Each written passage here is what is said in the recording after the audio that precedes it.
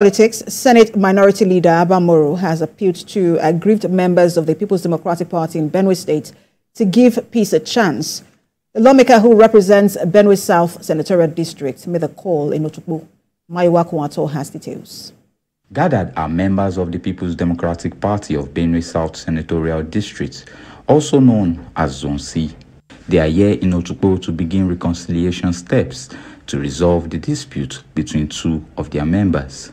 The Independent National Electoral Commission had on Thursday monitored the elective State Congress of the PDP, which produced Ezekiel Adaji as the state chairman, only for a parallel list to emerge with Mr. Chris Abba as factional chairman.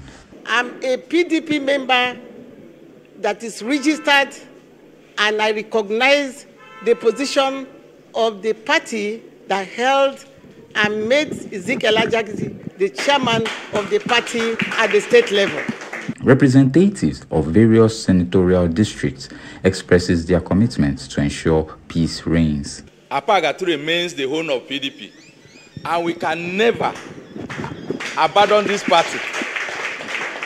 All the people that are in this hall were the people that used to deliver all the polling units and wards in Apanagatu. And I want to assure you that we will stand by our senator who has been elevated to the position of minority leader in the Senate. Zone C will continue to work stronger and stronger due to your quality of leadership. We don't have problem, and I believe strongly that we will continue to support you and to see that at the end of it all, PDP will come out 100%. The Senate Minority Leader asks all those aggressive to give peace a chance. For those are brothers who feel aggrieved by the outcome of the various congresses, the World Congress, the Local Government Congress, and the State Congress. I invite them to tread the path of wisdom, to come back home, so that together we can build a very feasible future for the PDP and our people. Although the Benue State Acting Administrative Secretary of INEC, Mr. Namdon Dobe, who monitored Thursday's Congress, says only the Ezekiel Adaji State Working Committee is recognized by law, but the PDP is seeking a political solution of inclusion for all its members. Mayowa Okwato, TVC News, Otukpo. In other news, the leadership of Ohanaeze Youth Wing has condemned the burning of National Open University of Nigeria Center at Ehime Mbano in Imo State.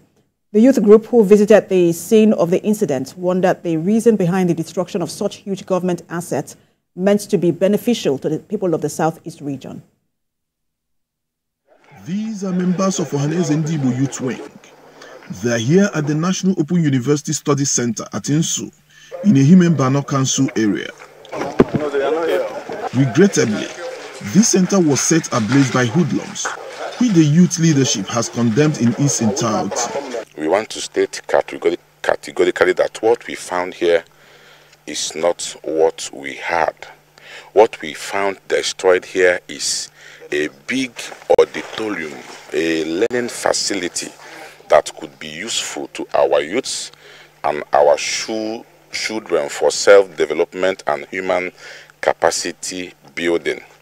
It is not a hall or a camp or a place as alleged meant for IDPs or for criminals or for terrorists. It's a great loss to us in Imo State to lose such a facility that is meant to train our youth. So we're using this opportunity to call on Imo youth to let them know that destroying the government facilities is not the way forward.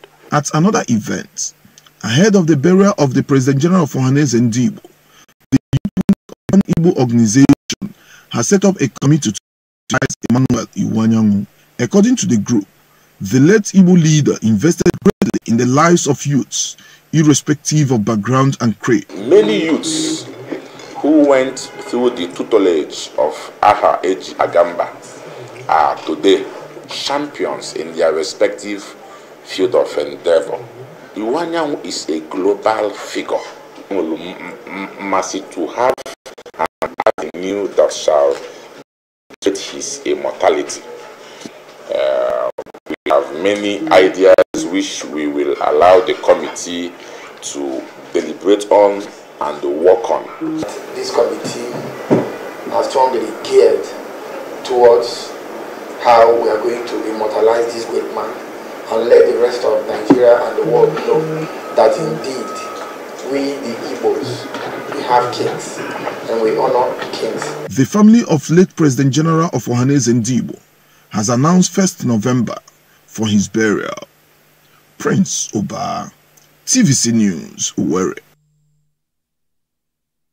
Youths cannot continue to blame past and present leaders, but must find creative ways to harness the many opportunities in the country for development. This was the collective view of speakers at the 3rd edition of Youth Pray for Nigeria 2024. We have details in this report. On the 1st of October, Nigeria marked 64 years as an independent nation, with many expressing divergent views, prominent of which is hopelessness and despair. But gathered in this hall are young Nigerians burning with passion and love for country. They are here to pray for Nigeria. You'll be great again. Nigeria, prophesy you'll be great again. Convener of the event, Festus Ighodaro, believes this gathering will encourage and motivate youth to become better citizens. But we cannot fold our hands and continue to blame the government, past leaders, present leaders.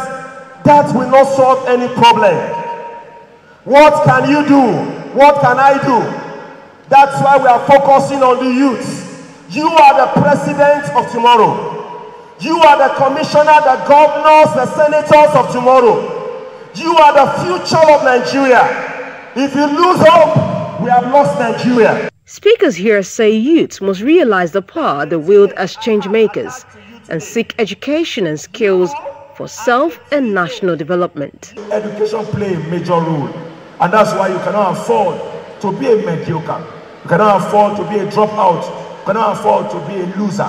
There's no level you cannot get to when you achieve greatness. And that's why we need to understand that education will remove inequality. It will promote social cohesion. It can help you to open doors and get to many places. The role of the youth in advancing Nigeria through technology and digitization was also stressed. Putting the youth together, not only to pray, but to think about technology is a very good thing to do. It's the youth that will drive everything. If the youth are not productive economically, the country will not be productive. And the take-home for these youth is also filled with hope that our country will reach the destined point that we Nigerians have for our country.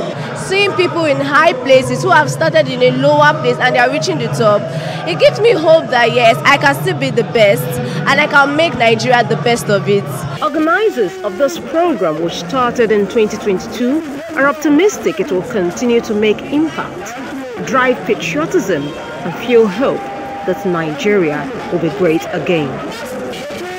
Judith Erenua, TVC. You're watching TVC Media News. We'll take a break now and return with more stories. Stay with us.